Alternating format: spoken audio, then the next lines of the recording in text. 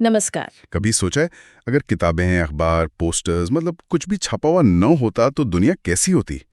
आज तो प्रिंट हमारे चारों ओर है ना? हाँ, बिल्कुल। लेकिन हमेशा से ऐसा नहीं था। इसका भी अपना एक इतिहास है जिसने हमारी मॉडर्न दुनिया को आप कह सकते हैं शेप किया है। सही बात है। तो आज हम इसी सफर पर निकल रहे हैं, देखेंगे कि प्रिंटिंग की शुरुआत ईस्ट एशिया में कैसे हुई। बिल्कुल। और मतलब ये कैसे यूरोप और फिर भारत तक पहुंचा? हाँ, और इसने समाज, कल्चर और हमारी रोजमर्रा की जिंदगी को कैसे बदल डाला। आइए इसे थोड़ा गहराई से समझते हैं। बिल्कुल। हमारे पास जो सोर्सेज हैं वो प्रिंट टेक्नोलॉजी के विकास और उसके असर को काफ़ी अच्छे से दिखाते हैं। हम ये समझने की कोशिश करेंगे कि कैसे इस एक टेक्नोलॉजी ने ज्ञान, सूचना और सत्ता के साथ लोगों के रिश्ते को पूरी तरह बदल डाला। तो शुरुआत करते हैं ईस्ट एशिया से। चाइना, जापान और कोरिया।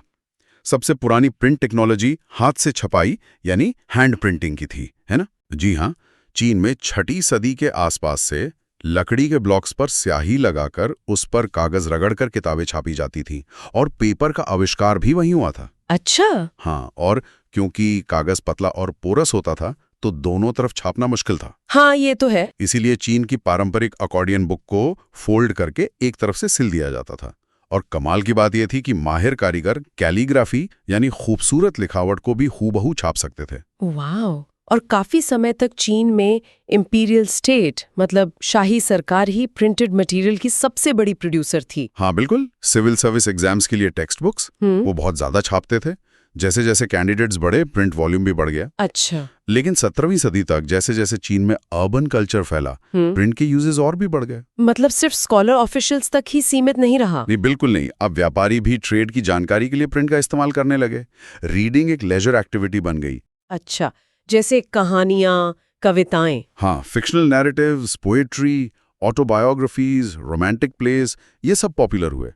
अमीर औरतें भी पढ़ने लगीं और कई ने तो अपनी पोएट्री और प्लेस पब्लिश करना भी शुरू कर दिया था। ये तो काफी बड़ा बदलाव था। बहुत बड़ा।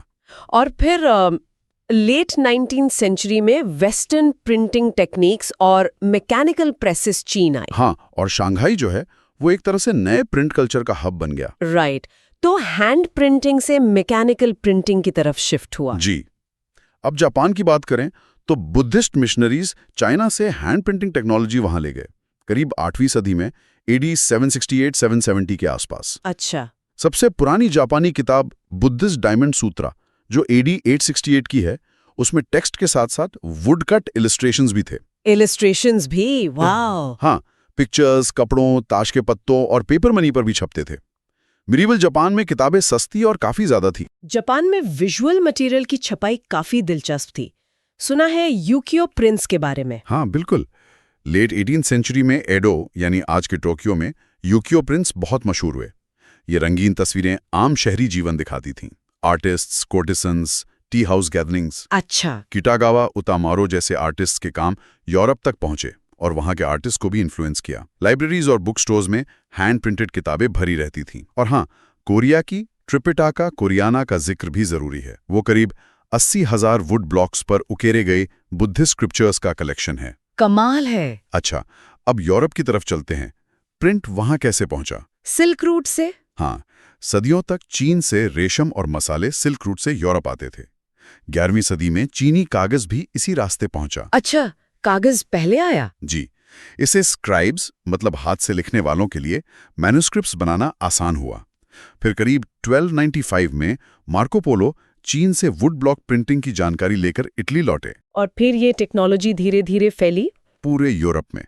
लेकिन हाँ, इसमें थोड़ा वक्त लगा और ऐसा भी नहीं था कि आते ही सबने अपना लिया। जो लग्जरी एडिशंस थे वो अभी महंगे वेलम यानी जानवर की खाल से बने पार्चमेंट पर हाथ से लिखे जाते थे। अच्छा, खास लोगों के लिए। हाँ, एरिस्टोक्रेटिक सर्कल्स और अमीर मठों की लाइब्रेरीज के लिए वो छपी हुई किताबों को चीप वल्गैरिटीज मानते थे, मतलब सस्ता और आम। ओह। हाँ, पर मर्चेंट्स और स्टूडेंट्स सस्ती छपी हुई कॉपीज खरीदते थे। डिमांड तो बढ़ रही होगी फिर। बिल्कुल। जैसे जैसे किताबों की मांग बढ़ी, बुक सेलर्स दूसरे देशों में किताबें भेजने लगे, बुक फेयर्स लगने लगे। हैंड रिटन मैन्युस्क्रिप्ट्स का प्रोडक्शन भी बढ़ती डिमांड को पूरा करने के लिए ऑर्गेनाइज किया गया। अब स्क्राइब सिर्फ अमीरों के लिए नहीं बल्कि बुक सेलर्स के लिए भी काम करते थे। एक एक बुक सेलर के पास 50 से ज्यादा स्क्राइब्स हो सकते थे। 50 से ज्यादा? पर हाथ से लिखना वो तो बहुत मुश्किल रहा होगा ना, महंगा भी। अरे बहुत ज्यादा। कॉपिंग महंगा था, लेबोरियस था, टाइम कंज्यूमिंग काम था। मैन्युस्क्रिप्ट्स नाजुक होते थे, हैंडल करना मुश्किल था, सर्कुलेशन सीमित था। तो फिर तो बढ़ती मांग के लिए वुड ब्लॉक प्रिंटिंग ज्यादा पॉपुलर हुई, कपड़े, ताश, धार्मिक तस्वीरें छापने के लिए। पर इससे भी तेज और सस्ती छपाई की जरूरत महसूस हो रही थी। और यहीं पे आया ब्रेक थ्रू। बिल्कुल। जर्मनी के स्ट्रासबर्ग शहर में योहान गुटेनबर्ग ने 1430s के दशक में दुनिया का पहला प्रिंटिंग प्रेस डेवलप किया। गुटेनबर्ग। हाँ, इनके बारे में सुना है। ये एक मर्चेंट के बेटे थे ना। जी हाँ, और उन्होंने बचपन से वाइन और ऑलिव प्रेसेस देखी थी। उन्होंने पत्थर पॉलिश करना सीखा, मास्टर गोल्डस्मिथ बने और लेड मोल्ड्स बनाने में महारत हासिल की। अच्छा, तो वो बैकग्राउंड काम आया। बिल्कुल। इसी नॉलेज को यूज करके उन्होंने ऑलिव प्रेस के मॉडल पर प्रिंटिंग प्रेस डिजाइन किया और अल्फाबेट के लेटर्स के लिए मेटल टाइप्स यानी मूवेबल टाइप बनाने का तरीका निकाला। मूवेबल टाइप, ये क्रांतिकारी था। यकीनन 1448 तक गुटेनबर्ग ने अपना सिस्टम परफेक्ट कर लिया और पहली किताब छापी, बाइबल। बाइबल कितनी कॉपीज छापी? करीब 180 कॉपीज छापने में 3 साल लगे। 3 साल में 180? उस जमाने के हिसाब से तो ये बहुत फास्ट रहा होगा। हाँ बिल्कुल, उस जमाने के हिसाब से ये फास्ट प्रोडक्शन था। और दिलचस्प बात यह है कि ये नई टेक्नोलॉजी आने से हाथ से किताबें बनाने की कला एकदम खत्म नहीं हुई। अच्छा। हाँ, शुरू में प्रिंटेड बुक्स दिखने में हैंड रिटन मैन्युस्क्रिप्ट्स जैसी ही थी। मेटल लेटर्स भी ऑर्नामेंटल हैंड रिटन स्टाइल्स की नकल करते थे। बॉर्डर्स हाथ से सजाए जाते थे, इलस्ट्रेशंस पेंट किए जाते थे। मतलब पुरानी और नई टेक्नोलॉजी का संगम जैसा। कुछ वैसा ही। अमीर खरीदारों के लिए तो छपी किताबों में डेकोरेशन के लिए खाली जगह छोड़ी जाती थी ताकि वो अपनी पसंद का डिजाइन चुन सकें। हर कॉपी थोड़ी अलग होती थी। इंटरेस्टिंग। और फिर तो क्रांति ही आ गई।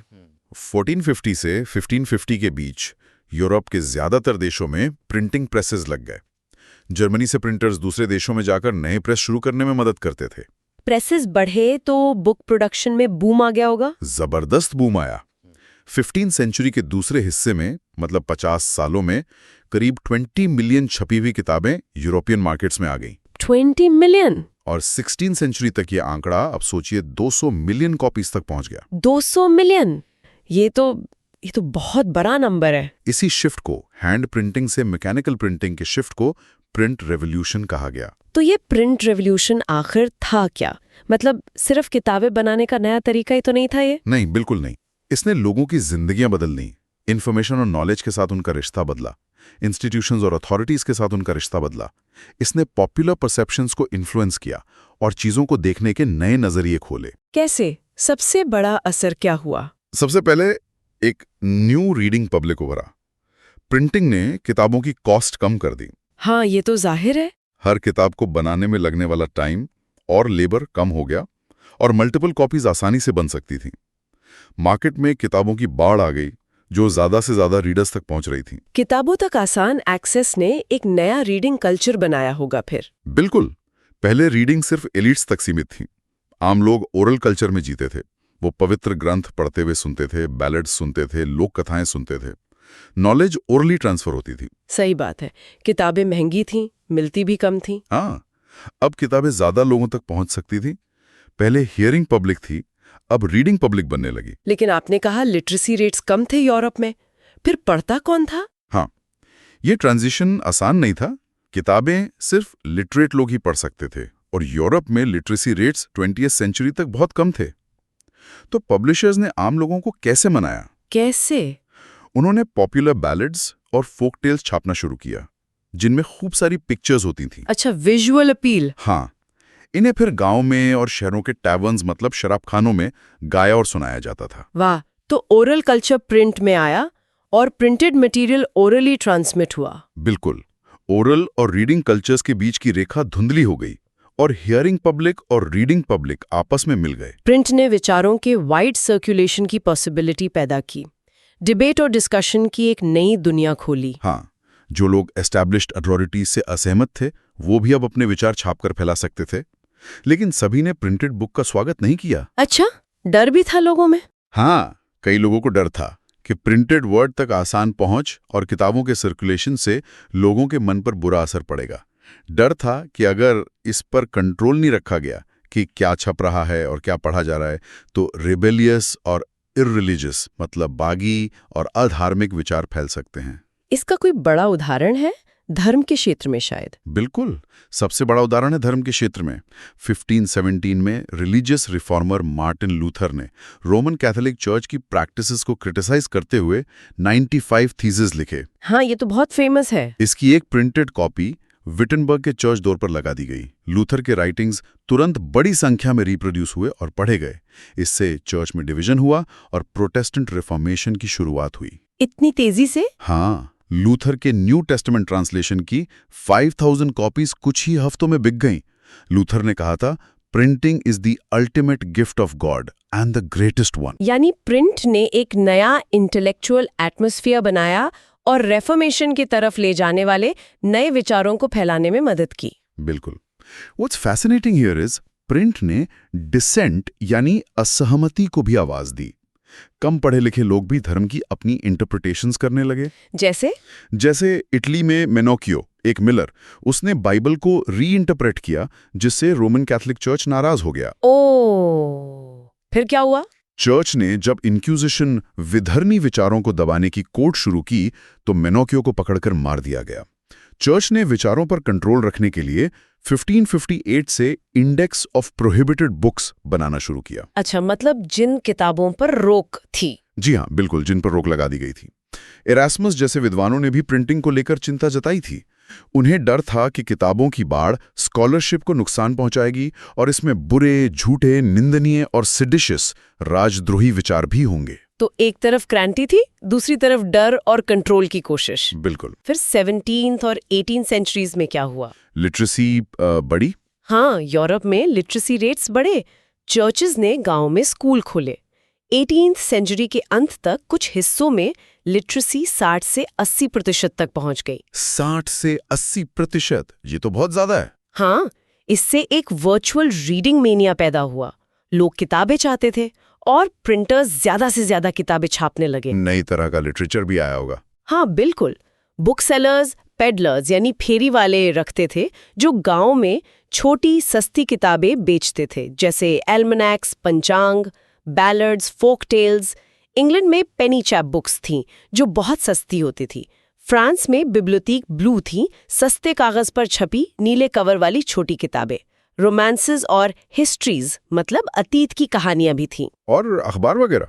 हाँ, अर्ली 18th सेंचुरी से पीरियोडिकल प्रेस डेवलप हुआ, जो करंट अफेयर्स के साथ एंटरटेनमेंट भी देता था। न्यूज़पेपर्स और जर्नल्स युद्ध, व्यापार और दूसरी जगहों की खबरें लाते थे। इसी दौर में एनलाइटनमेंट थिंकर्स भी तो थे, उन तक पहुंच आसान हुई। हाँ, बिल्कुल। साइंटिस्ट जैसे आइजैक न्यूटन और फिलोसोफर्स जैसे थॉमस पेन, वोल्टेयर, जॉन जाक रूसो के आइडियाज अब आम लोगों के लिए ज़्यादा एक्सेसिबल हो गए। एंशिएंट और मिडीवियल साइंटिफिक टेक्स्ट्स छापे गए, मैप्स और साइंटिफिक डायग्राम्स छपे। साइंस, रीजन और रैशनैलिटी के विचार पॉपुलर लिटरेचर में आने लगे। तो मिड 18th सेंचुरी तक ये सोच बन गई कि किताबें प्रोग्रेस और एनलाइटनमेंट का जरिया है। हाँ, ये कन्विक्शन आम हो गया था। कई मानते थे कि किताबें दुनिया बदल सकती हैं, समाज को डेस्पोटिज्म यानी निरंकुशता और टिरेनी यानी अत्याचार से आज़ाद करा सकती हैं। लुइस सेबेस्टियन मेर्सिये, एक फ्रेंच नॉवेलिस्ट, ने तो डिक्लेयर किया, the printing press is the most powerful engine of progress. Tremble therefore tyrants of the world, tremble before the virtual writer. वाह, tremble before the virtual writer. तो क्या हम कह सकते हैं कि प्रिंट कल्चर ने फ्रेंच रेवोल्यूशन के लिए कंडीशंस तैयार की? If we connect this to the bigger picture, कई हिस्टोरियंस मानते हैं कि हाँ, प्रिंट कल्चर ने फ्रेंच रेवोल्यूशन के लिए कंडीशंस तैयार की। इसके 3 मुख्य आर्ग्यूमेंट्स हैं। क्या है वो? पहला, प्रिंट ने एनलाइटमेंट थिंकर्स के आइडियाज को पॉपुलर बनाया, जिन्होंने ट्रेडिशन, सुपरस्टिशन और डेस्पोटिज्म पर क्रिटिकल कमेंट्री लिखी। उन्होंने रीजन और रैशनैलिटी पर जोर दिया। वोल्टेयर और रूसो की राइटिंग्स खूब पढ़ी गईं, जिससे लोगों ने दुनिया को क्वेश्चनिंग, क्रिटिकल और रैशनल नजरों से देखना शुरू किया। अच्छा, और दूसरा आर्ग्यूमेंट, प्रिंट ने डायलॉग और डिबेट का एक नया कल्चर बनाया। पब्लिक अब रीजन की पावर को समझने लगी थी और एग्जिस्टिंग आइडियाज को क्वेश्चन करने की जरूरत महसूस करती थी। इसी पब्लिक कल्चर में सोशल रेवोल्यूशन के नए आइडियाज आए। और तीसरा 1780s तक ऐसा लिटरेचर बड़ी मात्रा में छपा जो रॉयल्टी का मजाक उड़ाता था और उनकी मोरालिटी को क्रिटिसाइज करता था। कार्टून्स और कैरिकेचर्स दिखाते थे कि मोनार्की तो भोग विलास में डूबी है, जबकि आम लोग तकलीफें झेल रहे हैं। अच्छा, मतलब राजशाही के खिलाफ माहौल बना। हाँ, ये लिटरेचर अंडरग्राउंड सर्कुलेट हुआ और मोनार्की के खिलाफ हॉस्टाइल सेंटिमेंट्स पढ़े। लेकिन हमें ये भी याद रखना चाहिए कि लोग सिर्फ एक तरह का लिटरेचर नहीं पढ़ते थे। बिल्कुल सही, वो मोनार्किकल और चर्च प्रोपेगेंडा भी पढ़ते थे। वो हर पढ़ी या देखी चीज से सीधे इन्फ्लुएंस नहीं होते थे, अपनी तरह से इंटरप्रेट करते थे। प्रिंट ने सीधे उनके दिमाग शेप नहीं किए, पर हाँ, इसने अलग तरह से सोचने की पॉसिबिलिटी जरूर खोली। ठीक है, अब 19वीं सदी की तरफ बढ़ते हैं। यूरोप में मास लिटरेसी में और उछाल आया। हाँ बिल्कुल, नए रीडर्स सामने आए, बच्चे, महिलाएं और वर्कर्स। बच्चों के लिए प्राइमरी एजुकेशन कंपलसरी हुई तो स्कूल टेक्स्ट बुक्स की प्रोडक्शन बढ़ी। फ्रांस में 1857 में चिल्ड्रंस प्रेस शुरू हुआ। ग्रिम ब्रदर्स ने जर्मनी में लोक कथाएं कलेक्ट करके पब्लिश की, जो आज भी पॉपुलर हैं। हाँ, ग्रिम्स फेरी टेल्स। और महिलाएं, उनका क्या रोल था? महिलाएं रीडर्स और राइटर्स दोनों के तौर पर इम्पोर्टेंट बनी। पेनी मैगजीन्स खासतौर पर महिलाओं के लिए थीं। 19वीं सेंचुरी में जब नॉवेल्स लिखे जाने लगे तो महिलाएं इम्पोर्टेंट रीडर्स मानी गईं। हाँ, जेन ऑस्टन, ब्रॉन्टे सिस्टर्स। बिल्कुल, जॉर्ज एलियट, इन जैसी महिला नॉवेलिस्ट ने एक नए तरह की महिला को डिफाइन किया, जिसके पास विल पावर हो, पर्सनालिटी की स्ट्रेंथ हो, डिटर्मिनेशन हो और सोचने की पावर हो। लेंडिंग लाइब्रेरीज का भी जिक्र आता है। हाँ, वो 17वीं सेंचुरी से थी, पर 19वीं सेंचुरी में ये इंग्लैंड में वाइट कॉलर वर्कर्स, आर्टिजन्स और लोअर मिडिल क्लास लोगों को एजुकेट करने का इंस्ट्रूमेंट बनी। वर्किंग क्लास के लोग भी अब लिखने लगे, खासकर जब मिड 19वीं सेंचुरी से वर्किंग डे छोटा हुआ। उन्होंने पॉलिटिकल ट्रैक्स और ऑटोबायोग्राफीज लिखी। टेक्नोलॉजी में भी और इम्प्रूवमेंट्स हुए होंगे। हाँ, प्रिंटिंग टेक्नोलॉजी में भी फर्दर इनोवेशंस हुए। मेटल प्रेस आया, फिर न्यूयॉर्क के रिचर्ड एम हो का पावर ड्रिवन सिलेंड्रिकल प्रेस आया। पावर ड्रिवन मतलब बहुत तेज। हाँ, 8000 शीट्स पर आवर छाप सकता था, खासकर न्यूज़पेपर्स के लिए उपयोगी था। लेट 19वीं सेंचुरी में ऑफसेट प्रेस आया, जिसे 6 कलर्स तक प्रिंट कर सकते थे। फिर 20वीं सेंचुरी की शुरुआत में इलेक्ट्रिकली ऑपरेटेड प्रेसेस आ गए। पेपर फीडिंग मेथड्स, प्लेट्स की quality, automatic paper reels, colour register के फोटो इलेक्ट्रिक कंट्रोल्स, इन सब ने प्रिंटेड टेक्स्ट का अपीयरेंस ही बदल दिया। पब्लिशर्स ने भी बेचने की नई स्ट्रैटेजीज अपनाई होंगी। बिल्कुल, जैसे पीरियोडिकल्स में नॉवेल्स को सीरियलाइज करना, मतलब किश्तों में छापना। इंग्लैंड में 1920s में सस्ती शिलिंग सीरीज आई। 20वीं सेंचुरी में डस्ट कवर या बुक जैकेट का चलन शुरू हुआ, और 1930s की ग्रेट डिप्रेशन के दौरान चीप पेपरबैक एडिशंस आए। अच्छा, तो ये तो हुई यूरोप की बात। अब आते हैं इंडिया पर। प्रिंट से पहले भारत में क्या स्थिति थी? मैन्युस्क्रिप्ट्स का चलन था? हाँ बिल्कुल, प्रिंट से पहले इंडिया में हैंड रिटन मैन्युस्क्रिप्ट्स की बहुत पुरानी और रिच ट्रेडिशन थी। संस्कृत, अरबिक, पर्शियन और कई वर्नाकुलर लैंग्वेजेस में मैन्युस्क्रिप्ट्स पाम लीव्स या हैंडमेड पेपर पर कॉपी किए जाते थे, इलस्ट्रेशंस होते थे और लकड़ी के कवर्स के बीच रखे जाते थे। लेकिन मैन्युस्क्रिप्ट्स की अपनी सीमाएं थी। हाँ, बहुत महंगी और फ्राजाइल होती थी। उन्हें संभाल कर रखना पड़ता था और अलग-अलग स्क्रिप्ट स्टाइल्स के कारण आसानी से पढ़ा नहीं जा सकता था। प्री कॉलोनियल बंगाल में विलेज प्राइमरी स्कूल्स थे, पर स्टूडेंट्स अक्सर टेक्स्ट्स पढ़ते नहीं थे, सिर्फ लिखना सीखते थे। टीचर्स मेमोरी से डिक्टेट करते थे और स्टूडेंट्स लिखते थे। कई लोग बिना टेक्स्ट पढ़े ही लिटरेट बन जाते थे। इंटरेस्टिंग। तो प्रिंटिंग प्रेस इंडिया में कब और कैसे आया? प्रिंटिंग प्रेस इंडिया में सबसे पहले गोवा में पोर्चुगीज मिशनरीज के साथ मिड 16वीं सेंचुरी में आया। अच्छा, पोर्चुगीज लाए थे? जी हाँ, जेसुइट प्रीस्ट ने कोंकणी सीखी और कई ट्रैक्स छापे। 1674 तक कोंकणी और कनारा लैंग्वेजेस में करीब 50 किताबें छप चुकी थीं। कैथोलिक प्रीस्ट ने पहली तमिल बुक 1579 में कोचिन में छापी और पहली मलयालम बुक 1713 में। डच प्रोटेस्टेंट मिशनरीज ने भी 1710 तक 32 तमिल टेक्स्ट छापे थे। और इंग्लिश लैंग्वेज प्रेस वो कब आया? इंग्लिश लैंग्वेज प्रेस इंडिया में काफी बाद में आया। हालांकि English East India Company late 17वीं सेंचुरी से प्रेसेस इंपोर्ट करने लगी थी। 1780 में जेम्स ऑगस्टस हिकी ने बंगाल गजेट शुरू किया, एक वीकली मैगजीन। हाँ, हिकीज बंगाल गजेट, इसके बारे में सुना है। काफी कंट्रोवर्शियल था शायद। हाँ बिल्कुल, वो खुद को commercial paper, open to all but influenced by none कहता था। हिकी ने कंपनी के सीनियर ऑफिशियल्स के बारे में गॉसिप छापी, जिससे गवर्नर जनरल वॉरेन हेस्टिंग्स नाराज हुए और हिकी पर मुकदमा चलाया। ओह। हाँ, फिर उन्होंने ऑफिशियली सैंक्शन न्यूज़पेपर्स को एनकरेज किया जो सरकार के पक्ष में लिखें। 18th सेंचुरी के अंत तक कई न्यूज़पेपर्स और जर्नल्स छपने लगे जिनमें इंडियंस द्वारा पब्लिश किए गए अखबार भी थे, जैसे गंगाधर भट्टाचार्य का वीकली बंगाल गजेट। तो 19वीं सदी की शुरुआत से भारत में धार्मिक और सामाजिक मुद्दों पर बहसें तेज हुईं और प्रिंट ने इसमें भूमिका निभाई। हाँ बिल्कुल, अर्ली 19th सेंचुरी से इंडिया में रिलीजियस इश्यूज पर जोरदार डिबेट शुरू हुए। कॉलोनियल सोसाइटी में हो रहे बदलावों पर अलग अलग ग्रुप्स ने रिएक्ट किया। कुछ ने एग्जिस्टिंग प्रैक्टिसेस को क्रिटिसाइज किया और रिफॉर्म की कैंपेन चलाई। दूसरों ने रिफॉर्मर्स के आर्गुमेंट्स का विरोध किया। ये डिबेट्स पब्लिक में और प्रिंट में होते थे। तो प्रिंट ने इन बहसों को एक तरह से फ्यूल किया। हाँ, प्रिंटेड ट्रैक्ट्स और न्यूज़पेपर्स ने न सिर्फ नए आइडियाज फैलाए बल्कि डिबेट के नेचर को भी शेप किया। ज्यादा लोग अब इन पब्लिक डिस्कशंस में हिस्सा ले सकते थे।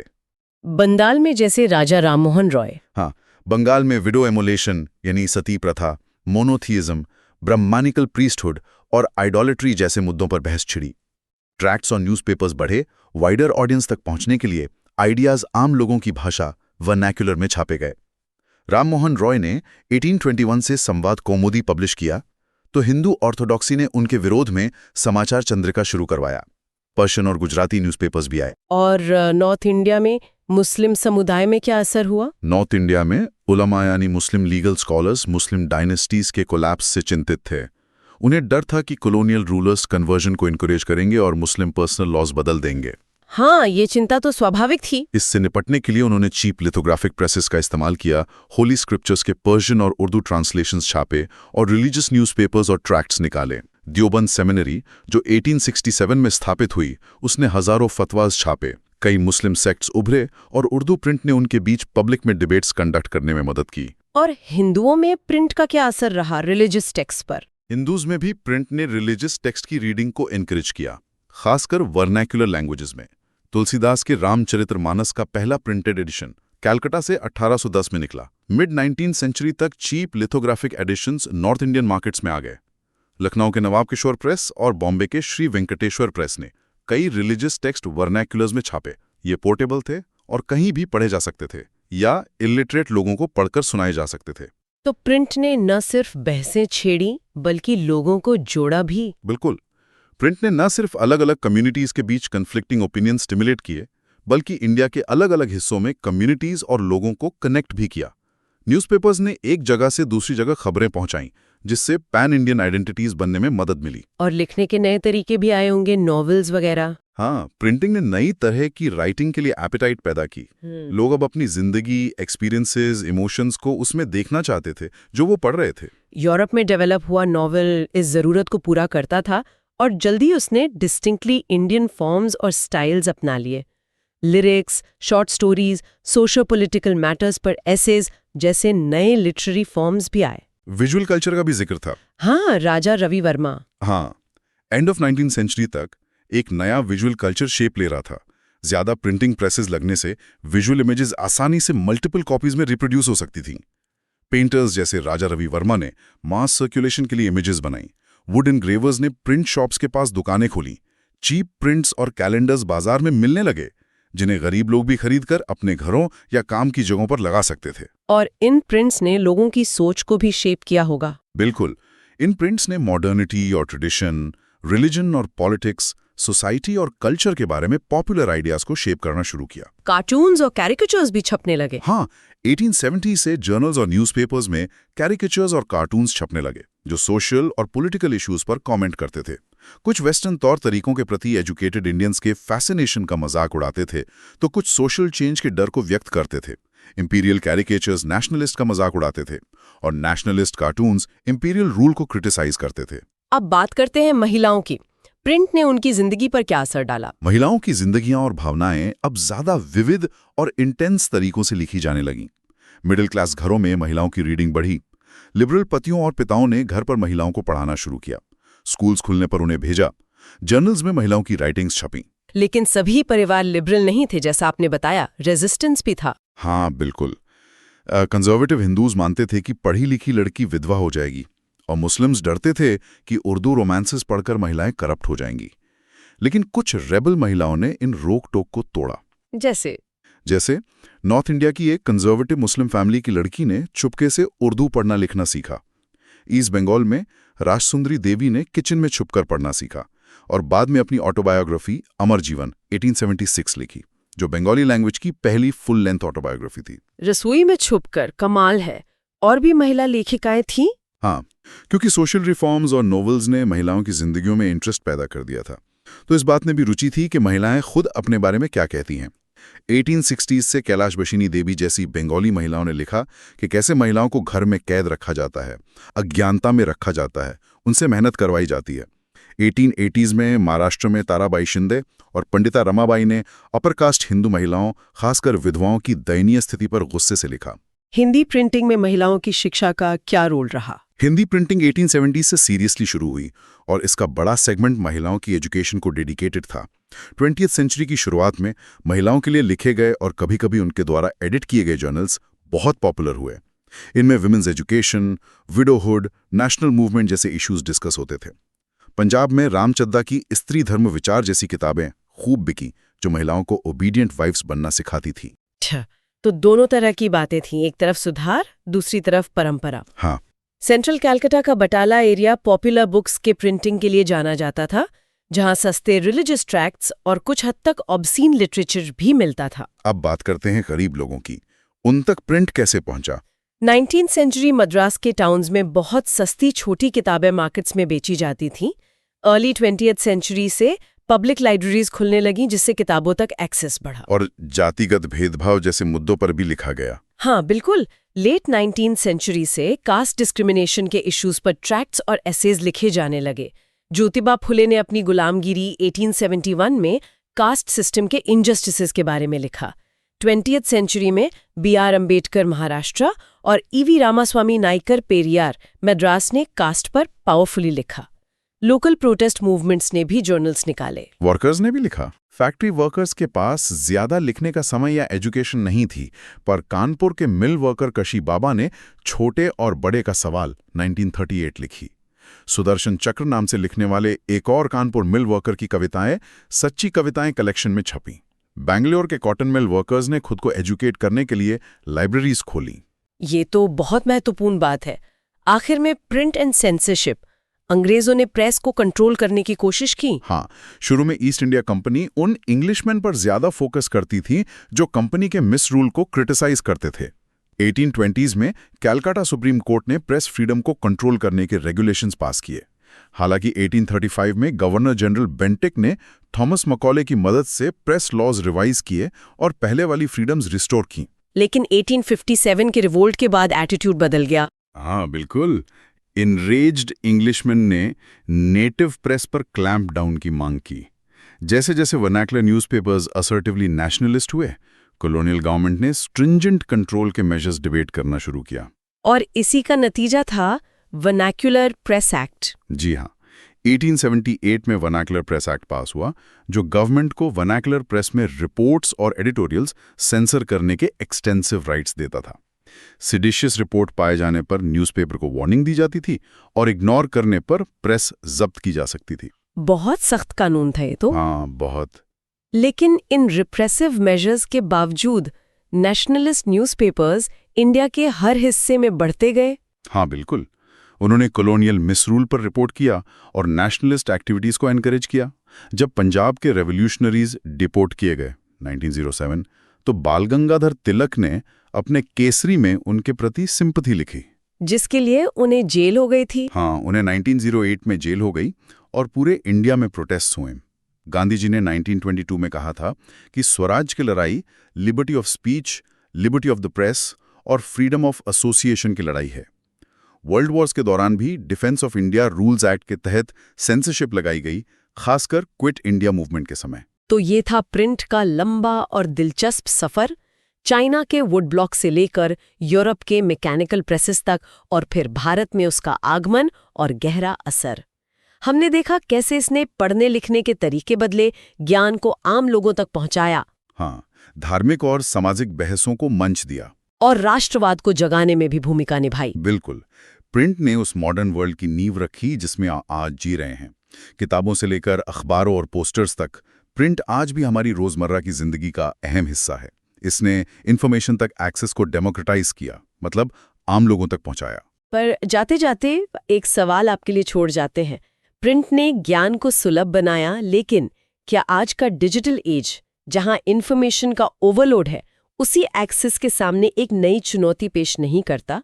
हम सूचना की इस बाढ़ को, इस इंफॉर्मेशन ओवरलोड को कैसे नेविगेट करें, प्रिंट के इतिहास से मिले सबकों को ध्यान में रखते हुए? इस पर जरूर सोचिएगा। अगली बार फिर मिलेंगे एक नई गहरी पड़ताल के साथ।